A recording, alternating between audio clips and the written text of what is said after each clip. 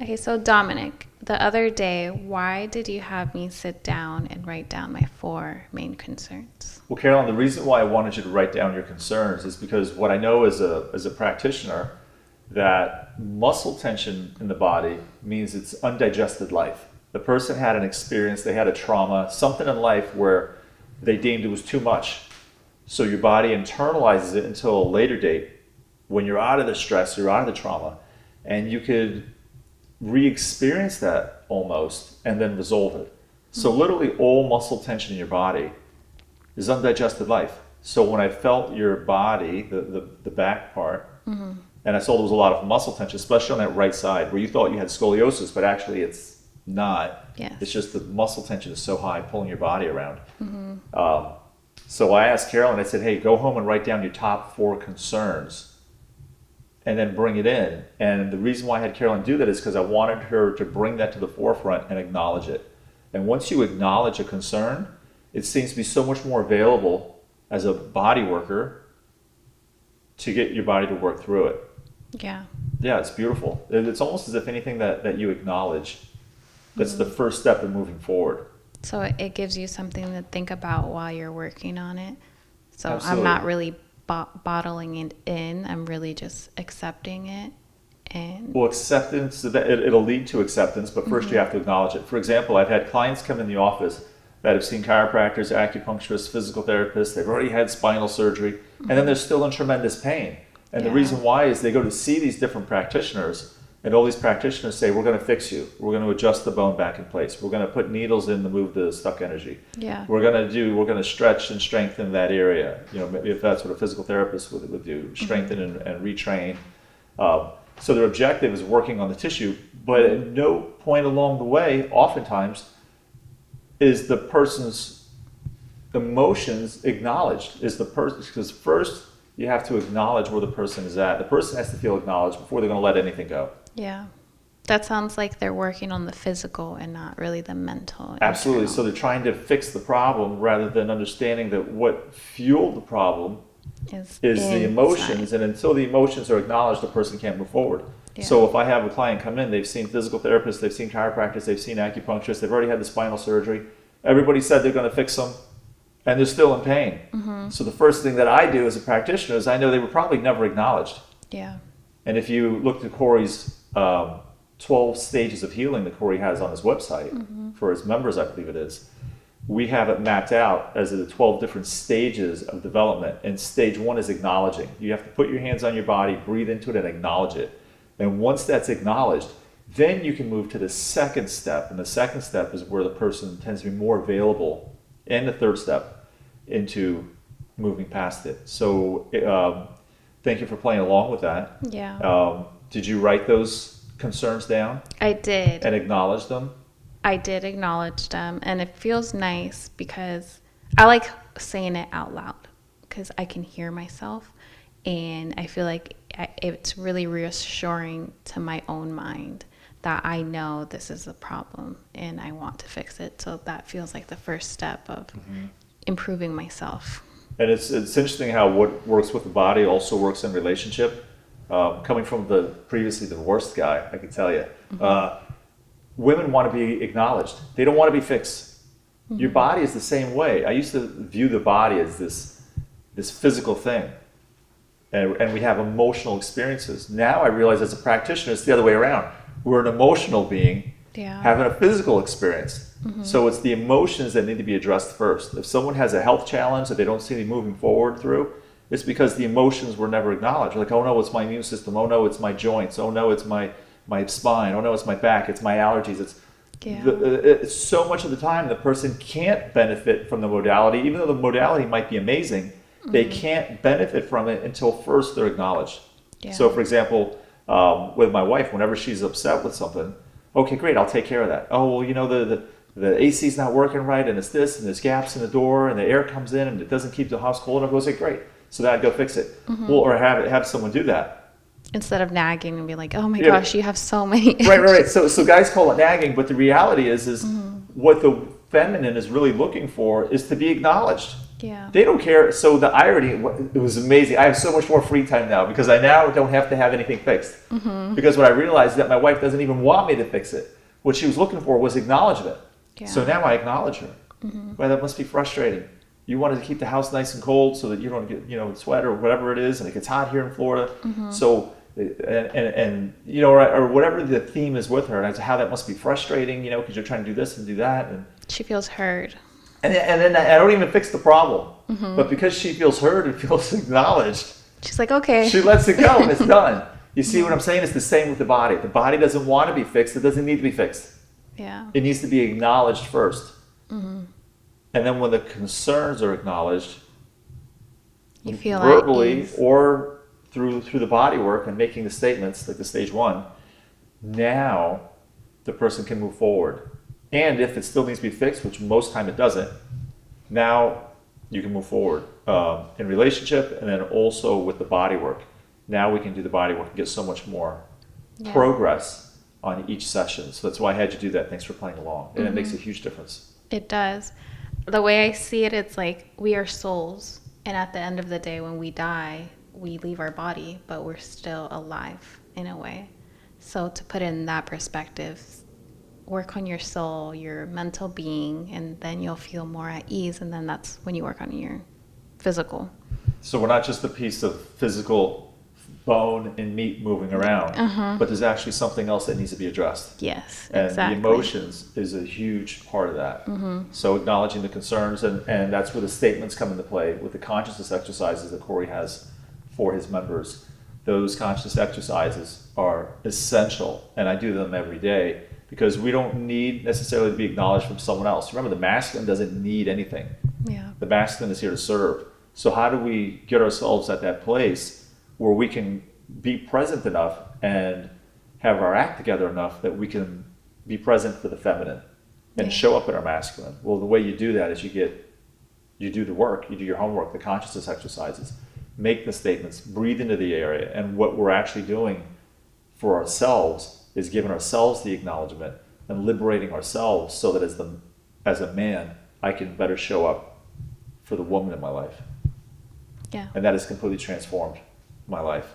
Different than talk therapy or seeing a counselor, which can be beneficial at times, but for me, it just wasn't as effective or very effective at all. Yeah. But the conscious exercises completely transformed how I show up and my ability to be present with my wife and to be unperturbable. That was something that the consciousness exercises that we teach in network care were profound for me. Yeah, you have to be at peace with yourself in order to be in peace with others. Sure, it's easy to be present with someone when you got your stuff cleaned up, so to speak. And You're not going bonkers up here. and the interesting thing about women is that women, even if you say the right things, because I remember when I went and saw a counselor, she was like, okay, so when your wife says this is what she means, and then this is what you need to say. And if somebody's got to tell you what to say, it's bullshit. Yeah, you're like, you don't mean that. And women can smell it a mile away. They're like, yeah, your face is red, you're gritting your teeth, but you're saying all the right things. Let me tell you, your woman will destroy you because she knows it's rhetoric. You don't mean it. So the best thing, or at least for me, the more effective thing to do was to work on me and get me open and peaceful so that I could be masculine, so that I could be present, so I could be unperturbable. And then you just say the things that are relevant and emotionally intelligent because you're at a peaceful enough place to be that. Yeah. And women feel it. They can tell when it's authentic, when the man is being real. Realistic with Versus himself. when he's BSing you. Yeah. That is 100.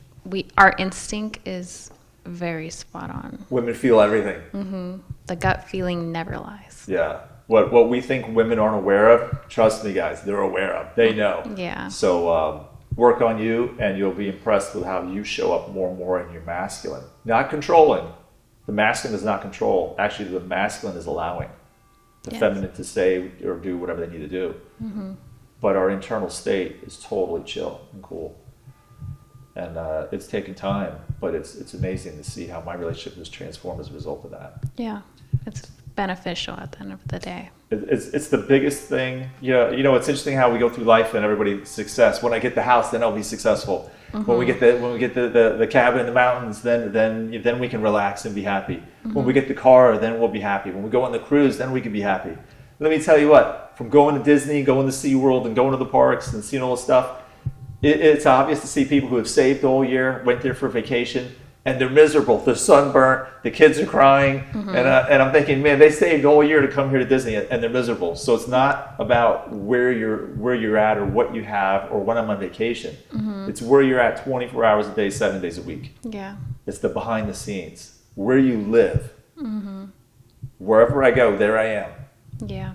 And then keywords and everything you were naming was materialistic, and you can't depend on that. If your happiness is about your circumstances and having to have the right music, the right room, the right color walls, the right lighting, the right this, whatever it is, if it's about circumstances, you're toast. Yeah. Because those are things that you don't have any control over. The only thing we do have control over, supposedly, is our state, how we show up, especially in the masculine. Yes. So that to me was one of the few things I know that I can control is how I show up. That's if I'm connected enough and peaceful enough. And if I'm emotionally volatile or emotionally triggered, well then I don't even have control over that. Yeah, you're not stable. So for me, having control over me and my emotions and how I show up, to me, it doesn't matter where I go, I'm cool. No matter where I go, I'm happy. Yeah. If I'm home, I'm happy. If I'm on vacation, I'm happy. If I'm with the kids, I'm happy. If I'm with the wife, I'm happy. I got the crying baby, I'm still happy. I'm cool. Yeah. So that to me, that realization, getting that the circumstance doesn't matter when you've developed that clean masculine. What I mean by clean masculine is the triggers have been worked on and dissolved and made peace with, so that they're no longer there. That's liberating. Yes. It's almost as if we need not be behind bars to be in prison. We're in prison of our own emotions, our own triggers, and getting those handled through the consciousness exercises, for me, was by far the most effective way to do that. And I've tried many different things. It's changed my life and in an amazing way. And I'm tremendously grateful for the people that have worked with me and coached me on my weaker areas and which conscious exercise I need to do. Yeah. I see that it radiates, and it's very inspirational. Thank you. I want to be like that one day. So I thought it would be nice to mention my concerns that I have, so that in the future, when we look back on this, I can talk about my improvements. So one of them is the feeling of always being perfect, like a perfectionist. And it takes such a big toll on my life. Every single day, I feel like if I'm not doing it 100%, I'm not going to do it at all. So I'm always feeling like I just have to be the best and improve and not disappoint anyone. So that is one huge concern of mine. Okay. So first off, I want to acknowledge Carolyn, because Carolyn keeps your cards close. And then it's a big deal for Carolyn to share that. So Yeah. thank you for being confident enough with us that you want to give it a go and share that. I can tell you that the wound that's behind that is not uncommon. Actually, I would say that everybody who comes into the office that I work with has that pattern. Not necessarily the perfectionist, because that's really the symptom. That's how it gets played out. Yeah. But what's behind it is the I'm not enough. Life's too much. I get overwhelmed. And oftentimes, what the real wound behind it is I'm unlovable. I'm not worthy of another person's love. And that's where we get into the stage 1 consciousness exercise. And the stage 1 consciousness exercise is all about acknowledging there's a part of me that feels like I'm not enough. There's a part of me that feels like I'm not good enough. There's a part of me, however small or big that is, that feels like I'm not worthy of another person's love. I don't fit in. I'm not good enough. I'm alone. I'm always going to be alone. I'm going to die alone. My life's going to have no purpose and no meaning. I'm a waste of oxygen. That sounds so sad. Yeah. Just like you say those statements, you're like, wow, we're going down the hole. It's getting dark. It's getting dark quick here. But understand, there's a part of you. That's where the perfectionist comes from. It's that I have to be at such a ridiculous, unsustainable, unrealistic level of productivity, of outcome, for me to feel like I have anything to give and I'm worthy of another person's love. Yeah. But so if I get it just right, then I'll be worthy of another person's love. Then I'll get the accolades, right? Mm-hmm. But the reality is the concern and the fear is that I'm not enough and I'm not lovable. Yeah. So that's where we have someone put their hands on that top vertebra, because that top vertebra is fear, right? And when it rotates, I'm not enough, I'm not worthy of another person's love. And then we'll do the stage 1 consciousness exercises in those areas. I'm not good enough. I'm not lovable. And it's amazing, the more you acknowledge that, the more it liberates that energy. The more it liberates that emotion. Yeah. So now it's not such a thing. And before you know it, it's not a thing at all. It's beautiful. Because if you have to be perfect and you have to show up perfect, which is ridiculous, Yeah. then how many things are you not even going to try to do? Yeah. So many. You're just going to sit on the sofa with your hands folded and just eat popcorn and blow up. Because it's just not realistic. And life is not about getting it right. Life is just about doing shit. It's just about putting the effort. Yeah. Because what's the story about Colonel Sanders? Didn't he fail like 4,000 times before he finally got someone who was willing to take his recipe? I don't know what the number is. I'm making it up. But it was thousands of failures before he finally had a success. Yeah. So, and here his restaurants are still around, and the chicken's good. I like KFC. That stuff's great. I don't know how good it is for you, but let me tell you, every now and then I like it. It tastes good. Yeah. So the point is, success is not about getting it right. Success is about learning from your mistakes and being okay with the failure. And the only way you're going to be okay with that and move forward and try things you otherwise wouldn't do is acknowledging and liberating yourself from the shackles of perfectionism and that I'm not enough. Yeah. So that's where the stage 1 conscious exercises come in, and it'll really help you work through that. And so I encourage everyone to do those. Thank you for sharing that, Carolyn. Does that sound Yeah. like that meets you somewhere internally where you say, yeah, that feels right to me? Yeah, it feels accurate. My second concern would be not having an exact path for my future. So I feel like obviously I have ideas, but I've always struggled. It kind of mixed in with the perfectionist. I have like 3 doors and I'm always leaning towards each one, but I don't know which one to open.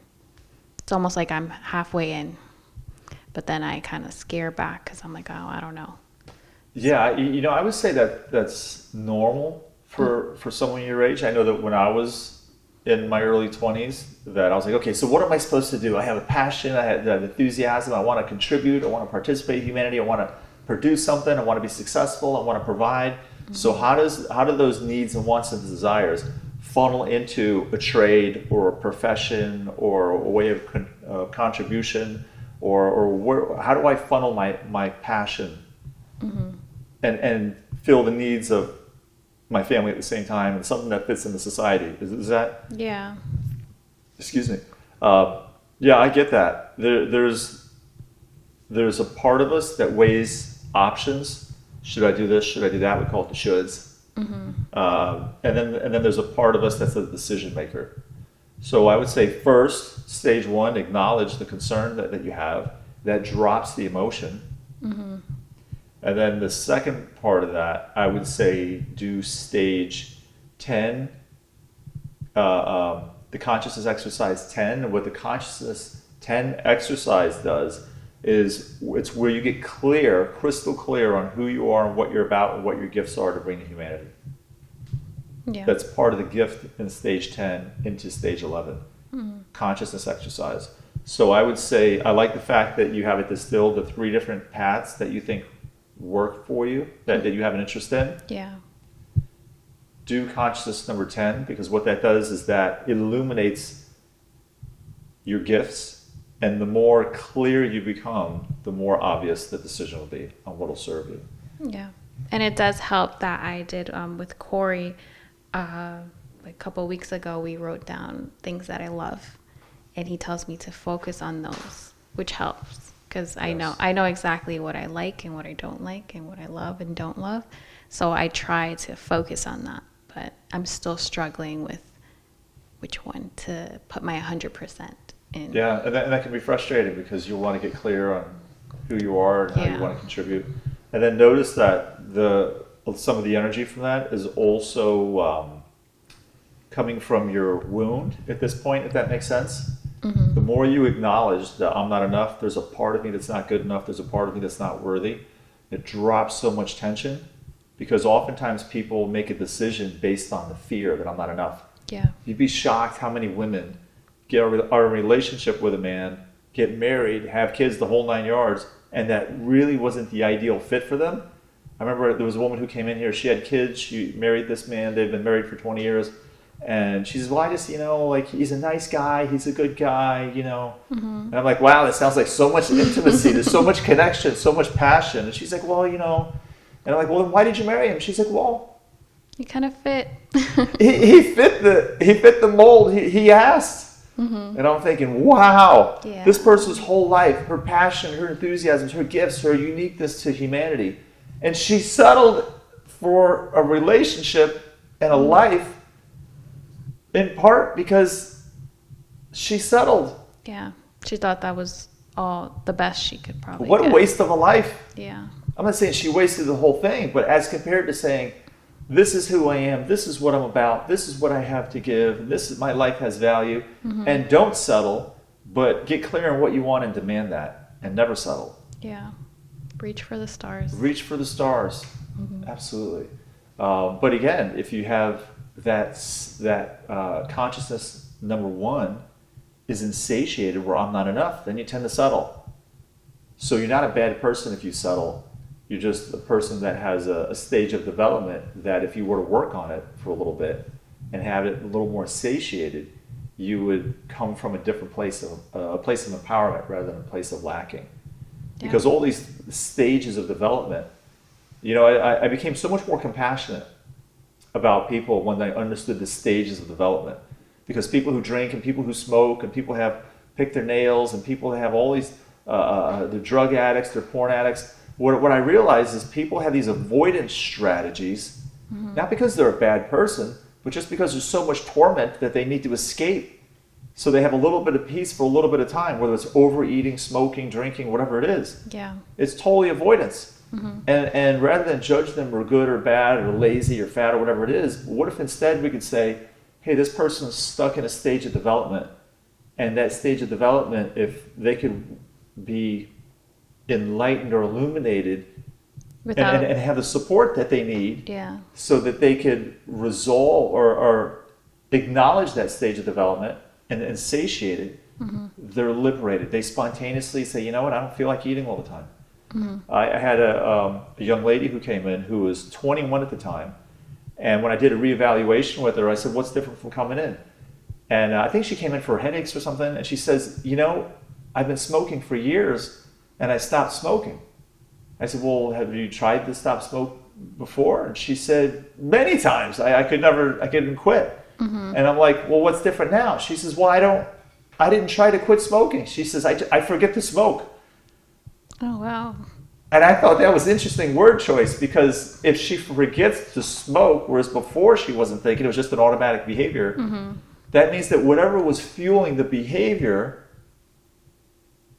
somehow dropped away. So healing doesn't mean your pain goes away. Healing means that you satiated that stage of development, you got the gift, and you've grown as a person as a result of it. Yeah. You become more whole. That's why they use the word healing.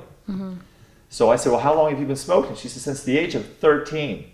Wow. So a 21-year-old has been smoking for almost 8 years. I was like, holy cow. Yeah. But she just forgets to smoke. So what I'm saying is, be compassionate towards people when you see we could all see each other's challenges, but how can we take that finger and point at itself? Where is it that I need to grow? Where is it that I could show up better for myself, my family, for my coworkers, for running my business, my industry? And the stages of consciousness development, the 12 stages of development, have it mapped out really nicely as to, okay, this is what's going on in your life. This is the stage of development that needs more developed, that needs to develop further, because at some point in your life, maybe there was an issue with your mom, there was an issue with your dad, that area didn't get developed, you didn't feel safe, so you skipped that step in development. Yeah. I've become so much more compassionate with people, understanding the 12 stages of consciousness, 12 stages of development, and if one of them is missed, how that shows up in people's lives. Whether you realize it or not, it's in there. Oh yeah, whether you realize it or not. There's a reason why people eat even though they're not hungry and they're 400 pounds. You can't tell me that person's hungry. They're not. Yeah. They're just not. The person who smokes. I mean, is there anyone left on the planet that doesn't know smoking's going to kill them, but they do it anyway? Yeah. Why? Because it's their avoidance strategy. So what is it that we're avoiding? Well, I don't want to go there. Well, yeah, because it's not safe. So the conscious exercises, as they get satiated, it's an effortless development that over time, those issues drop away. It's a little far-fetched, but like how you told me, I have a tendency of cracking my back. Even when I feel like I don't have to, I just kind of crack it. And you're like, you're avoiding. That's the way you avoid. It's an avoidance strategy. And then I'm like, I have to do it. And you're like, don't do it. Don't do it. Breathe into it and experience it instead. Anything you experience fully loses its grip on you. Yeah. So when you feel like you want to crack your back or your neck, whatever it is, instead put your hand on it and breathe into it. Be present with it. And experience it. Yeah. And what you'll notice is just over a few days, maybe a week, the urge to crack and avoid, the avoidance will be less and less and less and less, to the point where you might not even need to do it anymore.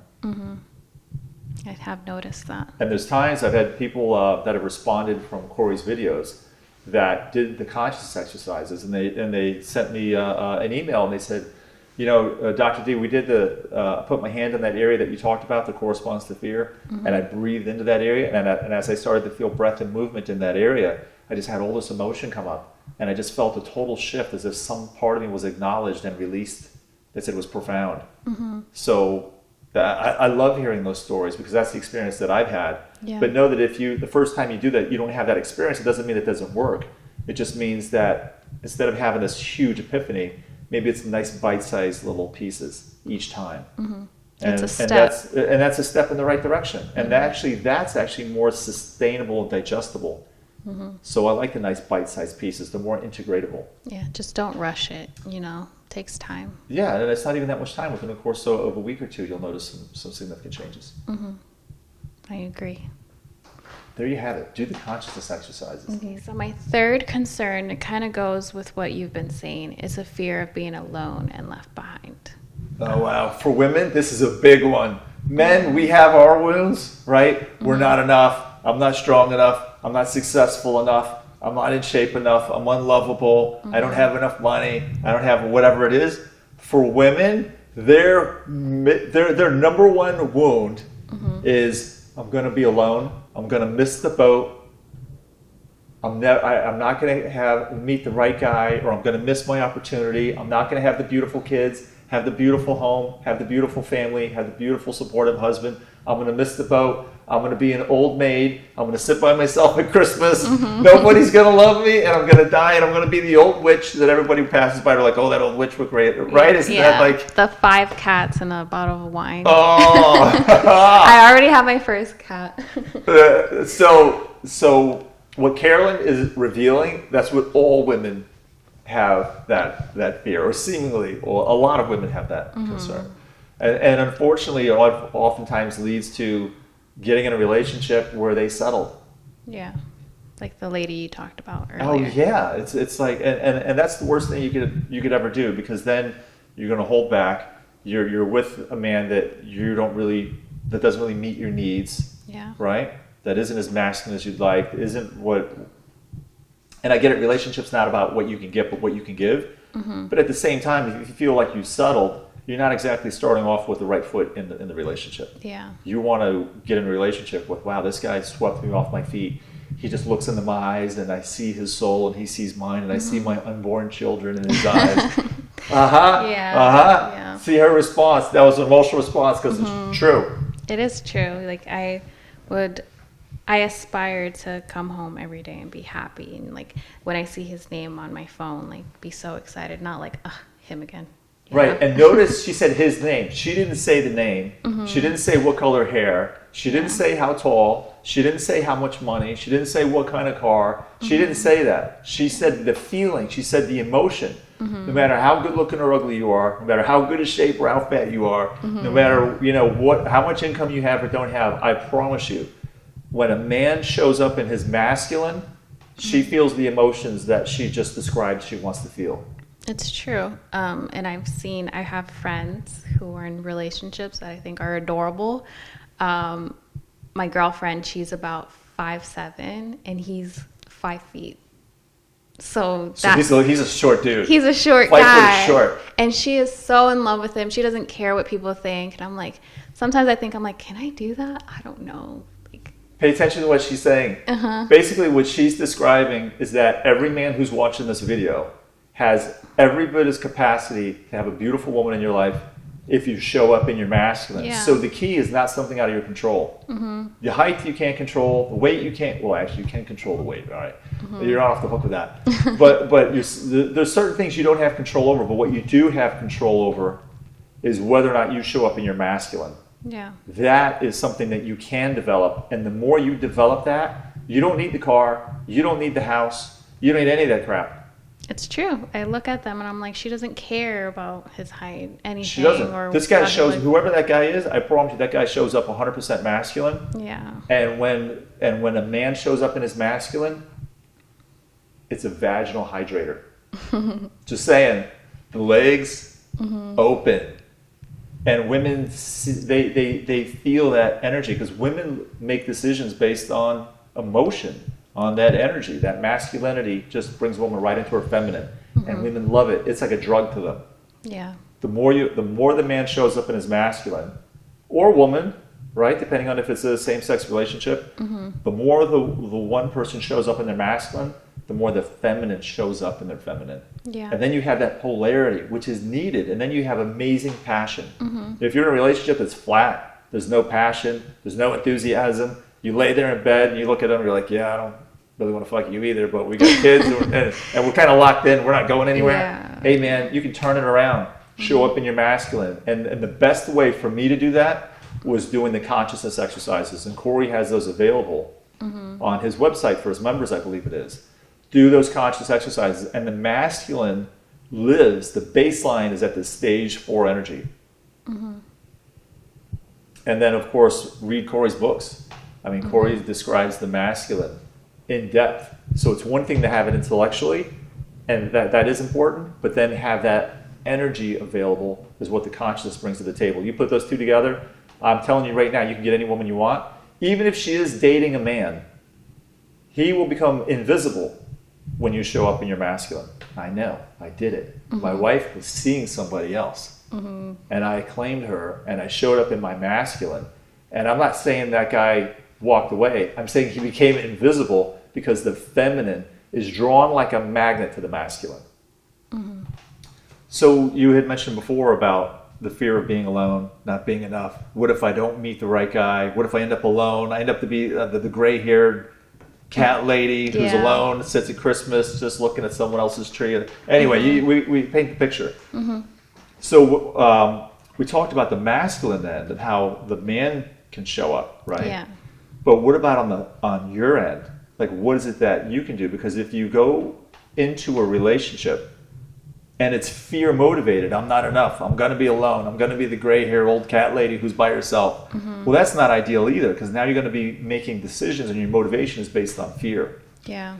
So what you could do, and in being in fear, you're actually taking out of your feminine, you're taking on more masculine characteristics. Yeah. And let me tell you, when I go to a place and I see a woman who's happy, right? I mean, the men watching this, you get it. When you see a woman who's happy, she's in her feminine, she's moving her hair, she's expressive. That is one of the most attractive things a man, I mean, you want to attract a man, be in your feminine and be happy. That is like the biggest magnet for a man. You'll just have the guys lining up, waiting their turn to come talk to you and see if they can get your number and ask you out. Yeah. So if you're in fear, you're actually, the feminine takes on more masculine characteristics. They're not expressive. They're more stoic. Yeah. Their tension is higher. Their stress hormones are higher. Their immune system is lower. They move more stiff, whereas the feminine, the epitome of the feminine, is more flowing, more movement, more expressive. Well, if you're coming from fear, now you're in the wounded feminine. No man is attracted to the wounded feminine, because the most painful thing for a man is seeing his woman unhappy. Why the hell would I approach a woman, even if she is beautiful, which she is, that is miserable? Yeah. No way. No way would I do that. I'd think, oh yeah, she's hot. But I'm like, I'm But not feeling it. she has too many issues for me right now. I'm looking at pain. That's what I'm looking at. An unhappy, beautiful woman. Why would I ever approach that? I'm not going to. But and I think the men who are watching this will agree. You see a beautiful woman, which she is, in her feminine and happy. Oh my God! You just want to just be near it. You want to be connected to it. You want to be in her presence. You want to ruin it and destroy it. Oh, okay. So we got some work to do. No, I'm not kidding. But and she's not. But I like the fact that Carolyn is expressing now. Did you notice how she's expressing? I like it. So keep doing that, because the more Carolyn tests the masculine, the more she's giving me an opportunity to say, I'm here for you. I'm present. Yeah. I'm not going anywhere. Let it out, baby. The feminine cannot heal unless the masculine is present. I agree. And the feminine tests the masculine so she knows that he's there. So when your woman tests you, when she gets bitchy, that means that you're probably not showing up in your masculine, and she's testing you to say, are you there for me so that I can be in my feminine? You want that. And it's an opportunity to show up. Yeah. So back to Carolyn being a little bit more stoic, even though she's super feminine. She's a girly girl, but she takes on more of the stoic stiffness tension because she doesn't feel safe, because she doesn't have that masculine in her life.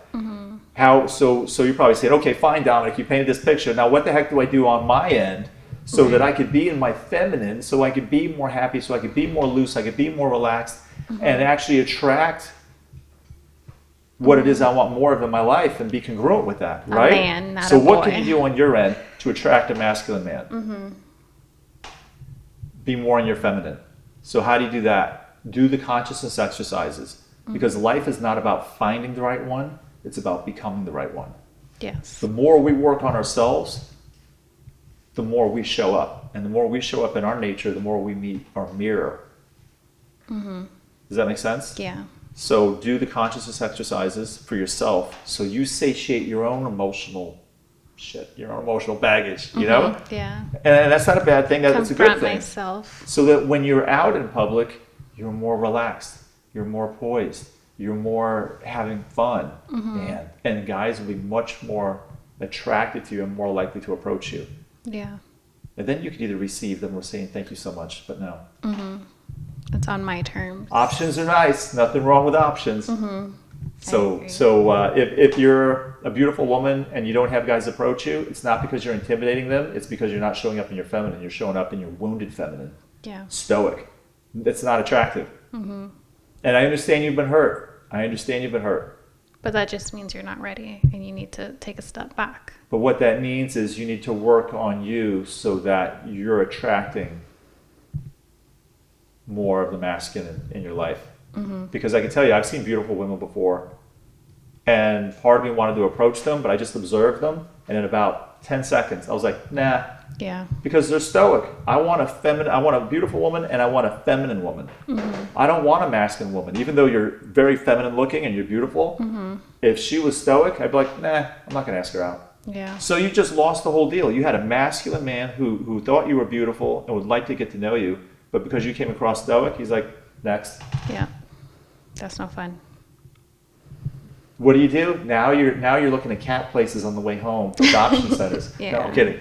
So how do you get back in your feminine? Do the consciousness exercises. And you will get more and more of your own stuff out of the way so that you can be more in your feminine, and then have the masculine show up more and more in your life. And then you have options. Our happiness is our job, not somebody else's. Yeah. Although the masculine presence can help, but you got to have your act together enough that you'll attract that. Conscious exercise will help tremendously. And my fourth concern would be disappointing others. It kind of goes along with the first one, the having to be perfect, disappointing others and feeling like I'm not meeting expectations. But after speaking about all of this, I realized it's not about impressing other people. It's about impressing myself and making myself feel happy. Exactly. I like it when when Carolyn asks the question and she answers it. It makes my job so much easier. It's perfect. But yeah, I agree with you 100%. It's not about finding the right one. It's about becoming the right one. Yes. And you're aware that your desire to please other people really it's about self. Yes. Yeah, 100%. I agree, because I can tell you for your family, what they really want is they want to see you happy. You know, being a dad, and I have a daughter, and you know, I have all these concerns, but the reality is it's not that I don't want her to be with the man or all this. I do, but I want her to be appreciated, and I want her to be, and the biggest thing I could do as a parent is to treat her to respect herself, and if she respects herself, well, then she'll make decisions that are congruent with that. Yeah. So my job as a dad is to see that she feels loved, appreciated, supported, is able to be in her feminine instead of her wounds, Yeah. and respects herself. And as a dad, then I did the right job. I did the job that needs to be done. So then she'll be in a relationship that's congruent with that. So same as you know, I was looking at it from that perspective. Yeah. But in relationship, I promise you, your parents want to see you happy. I know that my mom has always been like, whatever you want to do, you know, I could only give you advice of better pathways to take, but at the end of the day, if you want to go south, north, west, I'm here for it. So Isn't that awesome? yes, Yeah, it feels great. It is great, and it's liberating, because what they really want for you to do is to be true to yourself. Yeah, and she doesn't make me feel bad for it at all. She'll just address concerns, you know, as anyone can, and give their opinion, but at the end of the day, it's my happiness. So Right on. And then our happiness is our own job, not your spouse's, not your boyfriend's, not anyone else's. It's self. yep, I agree with that. Right on. Go, Carolyn, go. Go me.